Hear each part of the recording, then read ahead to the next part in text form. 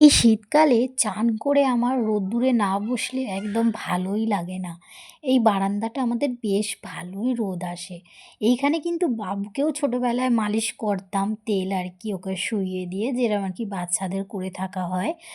আর এখনও পর্যন্ত এখন এই যে বডি অয়েলটা আমি ওকে লাগিয়ে দিচ্ছি।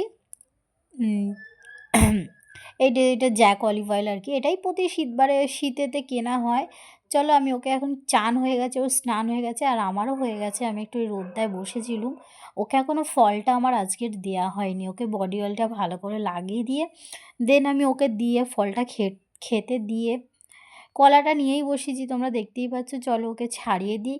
আচ্ছা আমার ভ্লগগুলো যদি তোমাদের ভালো লাগে অবশ্যই কিন্তু লাইক করবে আর ফেসবুক পেজটাকে ফলো করবে আর ইউটিউব চ্যানেলটা সাবস্ক্রাইব করে রাখবে। ওকে কিন্তু চলো ফলটা দেখো দিয়ে ফেলে দিল।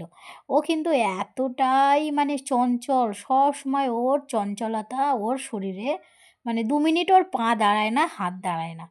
মানে তোমরা ফোনে দেখে বুঝতেই পারছো যে কতটা ছটপটে। তো চলো ওকে তো খেতে দিয়েছি আমি নিজে একটু বডি অয়েলটা লাগিয়ে নিই ভালো মতন। আর এখানে জানো তো রোদ্দুরেরটা খুব ভালো আসে আমাদের বারান্দায়। এখানটা না বসলে না আমার চান করে একটু ভালোই লাগে না। তারপরে আমার মনে হলো যে ওকে তো কলা দিয়েছি। ওকে আমি একটা খাই। আমারও খেতে ভালো লাগে কলা। কিন্তু এখন শিবম খায় বলে আমি আর খাই না। একটা কথা কি জানো তো? বাচ্চারা যেই জিনিসটা খায় সেটা কিন্তু তারপর তাদের মায়েদের মানে বিয়ের আগে ভালো লাগলেও তারপর আর ভালো লাগে না। তো চলো এভরিওয়ান সবাইকে টাটা।